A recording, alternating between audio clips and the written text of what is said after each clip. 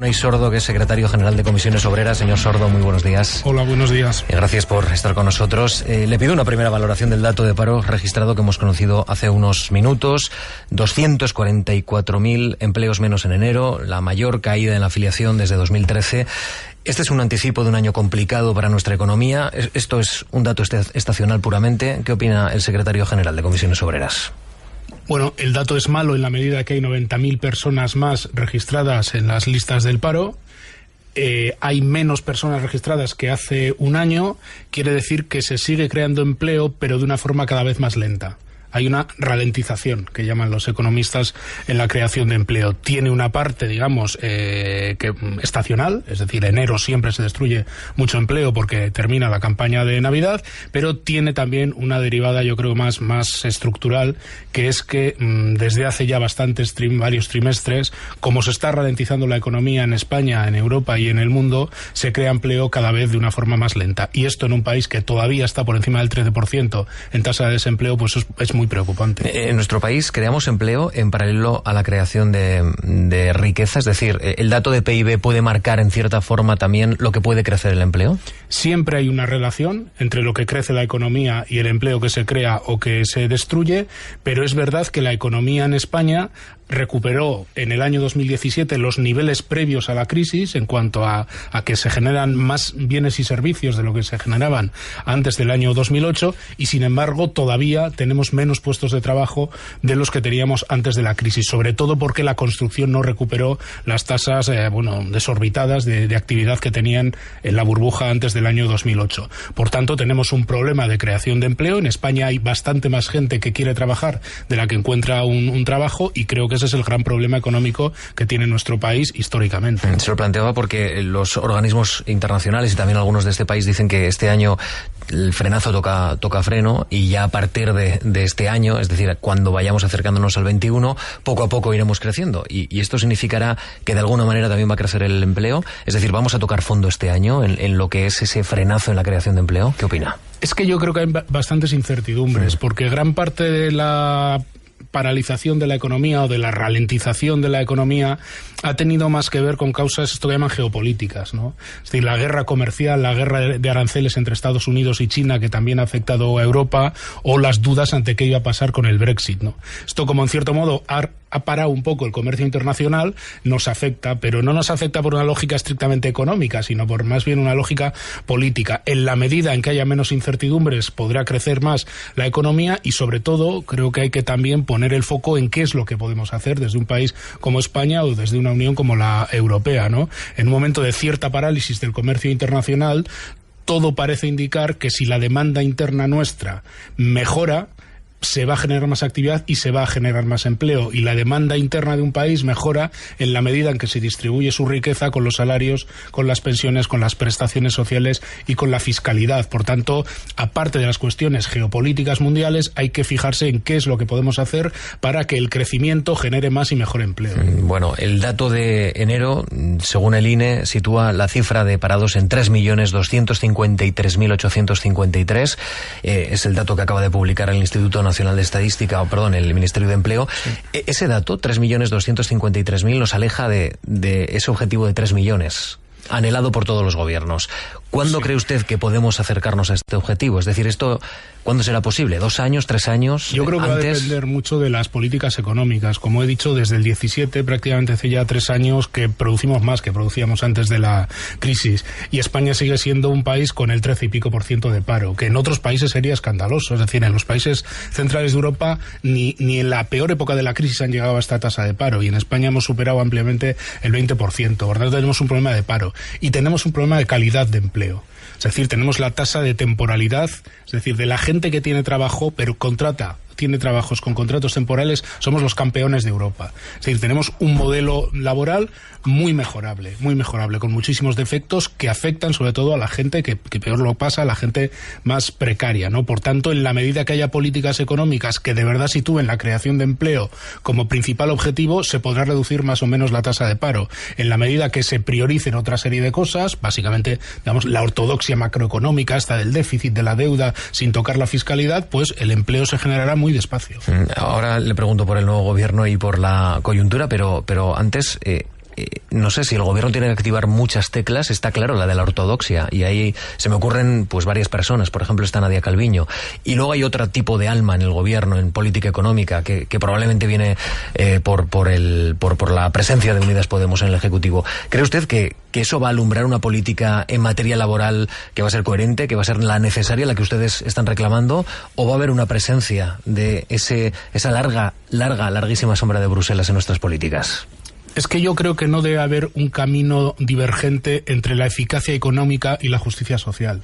Yo creo que no hay mejor política económica ahora mismo en España que una distribución de la renta y de la riqueza que se genera.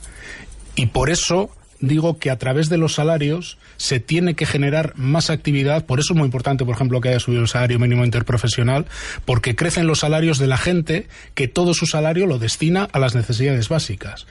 De cómo pagar una hipoteca, de cómo pagar un alquiler, de cómo pagar consumos básicos de comida, de electricidad, y esto genera actividad económica y genera empleo, ¿no? Y por tanto, en este momento no hay esa disociación entre lo que es eficacia y lo que es justicia social. Creo que deben ir implicadas. ¿Que pueda haber dos almas en el gobierno? Yo no lo sé, el tiempo irá diciendo, pero desde luego, si España tiene que cumplir determinados niveles de déficit público para no seguir con el problema de deuda pública que tiene este país, tiene necesariamente que revisar la política fiscal. En mi opinión, el acuerdo entre Unidas Podemos y el Partido Socialista tiene su gran talón de Aquiles en que es muy tímido en materia fiscal. ¿Qué echa de menos, señor Sordo?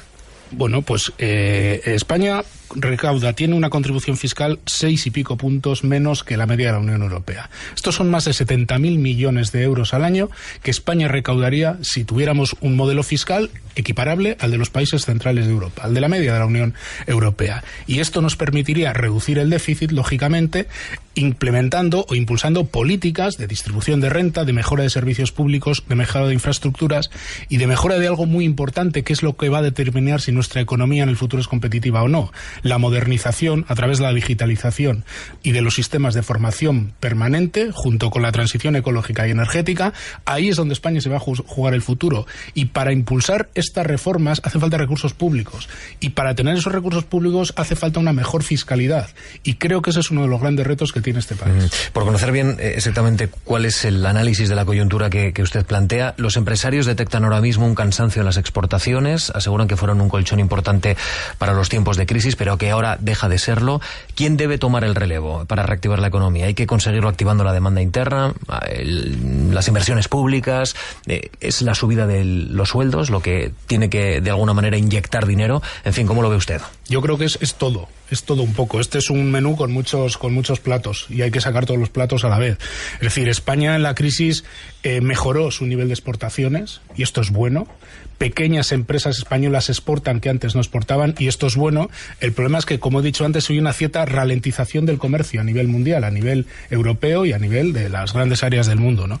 Por tanto, como esto previsiblemente va a seguir siendo así, la demanda interna tiene que jugar el papel y eso, como he dicho antes, es distribución de riqueza.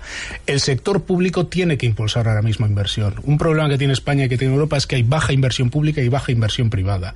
La Unión Europea tiene que jugar un papel mucho más valiente a la hora de tener una política fiscal, a la hora de una política presupuestaria. No vale solo con este fondo para la transición energética, que es importante y que tiene que impulsar cambios en cómo se produce y cómo se distribuye. Es decir, son muchas cosas las que hay que hacer a la vez. Yo creo que la mejora de los salarios en un país como el nuestro, que ha tenido una devaluación muy, muy intensa, una devaluación quiere decir que han bajado los sueldos de media, pero que sobre todo el 20% de la gente que menos cobra es la que más ha sufrido esa caída de los salarios, es determinante en este momento. Por eso la subida del SMI y por eso también Comisiones Obreras, UGT y las patronales llegamos hace 2 años a un acuerdo para que ningún convenio en España tuviera salarios por debajo de 14.000 euros, porque el salario mínimo interprofesional es un salario de subsistencia, pero lo que aspira un sindicato como Comisiones Obreras es a que nadie cobre el salario mínimo interprofesional, porque cobre convenios colectivos que recojan esos 14.000 euros que pactamos con COE. ¿Por qué? Porque es de justicia y porque así se mejora también la economía del país. En España a las 8 el ministro Planas, el ministro de Agricultura, ha asegurado que se abre a estudiar medidas complementarias de algo que el gobierno no va a revisar, que es la subida del salario mínimo en el campo. ¿Está de acuerdo con que se estudien esas medidas complementarias, que tampoco nos aclara mucho el ministro exactamente en qué está pensando, pero bueno, dice que en los próximos días podremos saber algo?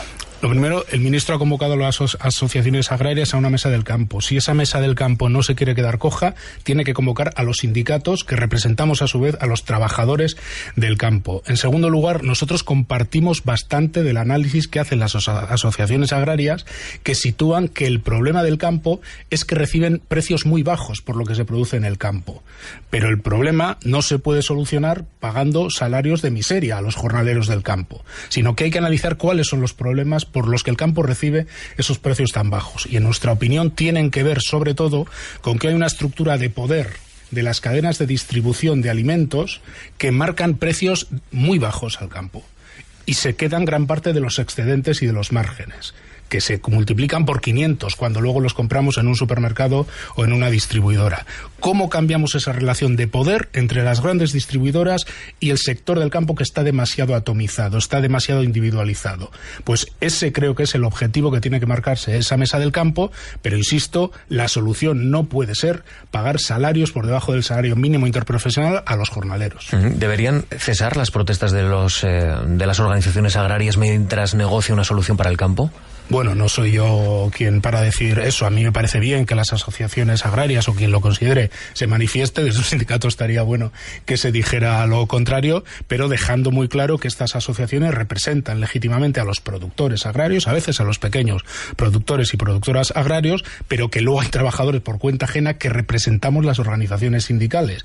E insisto, creo que tenemos un nivel importante de coincidencia en los análisis, no total, pero desde luego en lo que discrepamos, si es que alguna asociación lo dice, es en que la solución sea no pagar salarios a los trabajadores del campo. No solo el salario mínimo, sino los convenios colectivos del campo que están bloqueados ahora mismo en España. Ustedes han iniciado un periodo de diálogo con empresarios, también con el gobierno, que ha culminado en una subida del salario mínimo, el primer acuerdo del diálogo social en esta legislatura, pero ahora van a abrir un melón mucho más complicado, que es el de la reforma laboral. El gobierno además habla de diferentes formas. Unos hablan de derogación de partes lesivas, otros quieren hablar de derogación total, pero bueno, nominaciones aparte, que creo que tampoco nos vamos a enredar en este tipo de cuestiones. ¿Cree usted que puede haber un acuerdo en materia de subcontratación? Es decir, ahí va a estar uno de los puntos complicados de negociar con la patronal. No estoy seguro. A ver, para Comisiones Obreras hay que modificar todos los aspectos centrales de la reforma laboral. Esto no va de más lesivos, porque en nuestra opinión todos fueron lesivos. Y creo que algunos podrían incluso hacerse con acuerdo con COE. Yo no lo descarto. Pero creo que revertir toda la reforma laboral en un acuerdo con COE va a ser complicado. Desde luego nosotros vamos con la mejor intención a la mesa de negociación, dejando claro que una mesa de negociación de diálogo social no puede otorgar derecho de veto a nadie. Y vamos a negociar, ojalá podamos llegar a acuerdos, y si no llegamos a acuerdos, el gobierno tendrá que cumplir con lo que ha explicitado en su programa, ¿no? Bueno, vamos a verlo. Yo en el tema de la subcontratación creo, no sé si habrá un acuerdo tal, pero creo que puede haber importantes avances en el diálogo con la COE. ¿Por qué? Porque como viene diciendo desde hace muchos años, desde el año 2012, Comisiones Obreras, el modelo que impulsó la reforma laboral de subcontratación y de que los convenios de empresa pudieran bajar los salarios de los convenios sectoriales, es decir, que si una empresa va como un tiro y está ganando millonadas, pero hace un convenio de empresa para pagar el SMI, esto es legal hoy en día en España, esto es una vergüenza. Esto hay que cambiarlo, porque está generando mucha precariedad, pero ojo, y por ahí viene lo del posible acuerdo con COE, porque está generando competencia desleal entre empresas que van a licitar un servicio público externalizado o quien limpia las habitaciones de un hotel, y una empresa que cumple el convenio colectivo y unas normas mínimas se encuentra con otra que no cumple ese convenio colectivo y hace dumping, hace competencia desleal, y por tanto hay un interés en una parte de la patronal en regular esto, por usar una expresión coloquial, como Dios manda. Y ahí podría haber, ¿por qué no?, un acuerdo que revertiera una parte muy importante de la reforma laboral, que es todo lo que ha atacado a la negociación colectiva. Luego, en contratación y en despido, y en cómo se modifican las condiciones pactadas en los convenios, donde la reforma ha dado muchísimo poder al empresariado, en mi opinión esto va a estar francamente difícil. Lo vamos a intentar, pero va a estar francamente difícil. Esos 4 aspectos hay que tocar. ¿Cuándo tendrían que entrar en vigor estos cambios? Es decir, en la mejor de las reformas ideales que podría plantear los sindicatos en este momento, ¿cree usted que habría que activar esos cambios ahora que parece que el mercado laboral se está ralentizando? ¿Esto hay que posponerlo a una época de bonanza? ¿Cuándo, señor Sordo? Yo lo haría cuanto antes, por experiencia sé que no es muy bueno poner plazos muy taxativos porque luego te pillas los dedos y es peor el remedio que la enfermedad, pero yo lo haría cuanto antes, si es posible antes de verano. ¿Por qué? Primero, porque esta reforma laboral está generando precariedad, bajos salarios y pobreza salarial. Y segundo, porque cuanto antes sepamos en qué marco regulatorio, en qué marco legal se va a desarrollar la actividad empresarial y laboral en los próximos años, mejor. Porque la economía necesita certidumbres. Nosotros esto lo compartimos con CB. Cuando queremos certidumbres, y nosotros y nosotras, queremos que la gente sepa qué convenio le van a aplicar en los próximos años. Por tanto, cuanto antes, mejor. Y porque además, una vez que avancemos en estas cosas, podremos avanzar en esto del nuevo Estatuto de los Trabajadores, que dicen algunos, que es muy importante para regular un montón de nuevas relaciones laborales que ya no se rigen por los viejos cauces. Que esto de los autónomos, los falsos autónomos, la digitalización, las plataformas, la gente que trabaja por proyectos, esto parece que está fuera del derecho laboral y por tanto hay que adaptar algunas cosas para recoger derechos para esta gente, que es muy importante hoy en día en una sociedad ya avanzada como la española. Por esas dos razones, por dar certidumbres, por rebajar precariedad y por abordar una negociación en profundidad del Estatuto de los Trabajadores, pensamos que cuanto antes se emprenda esto, mejor. No vale dormir la pelota en el centro del campo, por eso decía lo del derecho de veto. Y le pregunto por una cuarta posibilidad. El hecho de que ustedes quieran que esto se active pronto en esa mesa de diálogo con los empresarios y con el diálogo social o con el gobierno, ¿es porque creen que esta legislatura puede ser más corta de lo que se plantea o de lo que plantea el gobierno de coalición? Es decir, ¿hay tiempo suficiente para emprender unos cambios tan potentes en este país? Tiempo hay. A mí me parece que hay una variable que me imagino que es la que todo el mundo tiene en la cabeza, es cómo se recompone la situación política en Cataluña.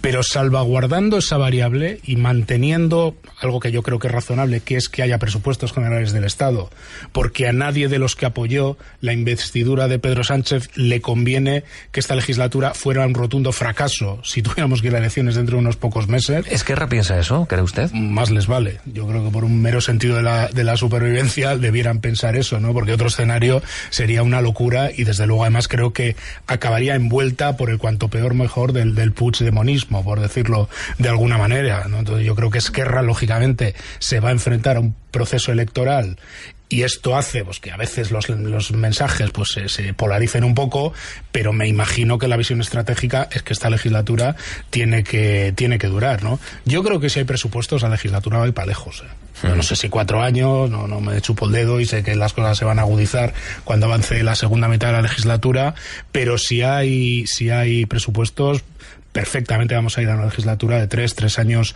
y pico, y creo que da de sobra para hacer este tipo de reformas, que es una parte de lo que hay que hacer. Hay que abordar reforma de pensiones, es decir, hay que tocar las reformas de la devaluación, que llamamos, las que se hicieron en los años entre el 2010 y el 2015 para empobrecer el país. Pero luego hay que afrontar otras reformas que piensen en futuro, digitalización, transición energética ecológica, formación profesional. Es decir, es que el país tiene una agenda reformista muy potente, que las fuerzas de izquierda tendrían que abordar sin ningún complejo, esto de la agenda reformista. Si Esquerra bloqueara, señor Sordo, el presupuesto, ¿el gobierno debería buscar otros socios que ayuden a sacar adelante las cuentas con las cesiones que sean necesarias?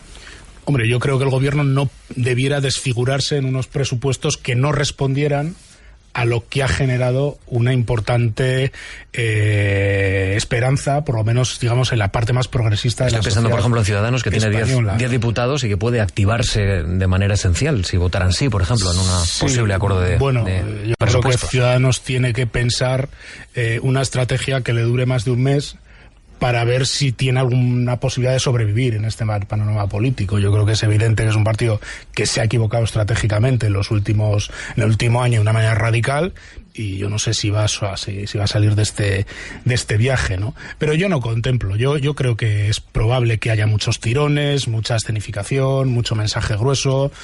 Las campañas electorales tienen esto, y la campaña de Cataluña no va a ser una campaña cualquiera. Hay una pugna por la hegemonía en el independentismo catalán que no se le escapa a nadie, y esto le va a llevar a Esquerra a tapar muchas gateras por las que le pueda entrar Junts pel Cat, pero yo casi por, no sé, un poco por optimismo antropológico, que diría el otro, creo que nadie puede ser tan torpe de meterse en una legislatura como se ha metido Esquerra para dejarla caer a las primeras de cambio por un no sé qué, de que me van a acusar de haberme salido de un proceso. Yo creo que esto no tiene marcha atrás, va a ser muy complejo de gestionar políticamente, pero yo no contemplo otro escenario que el de la aprobación presupuestaria, ¿no? Unai Sordo, secretario general de Comisiones Obreras, gracias por estar con nosotros. Gracias a vosotros, gracias.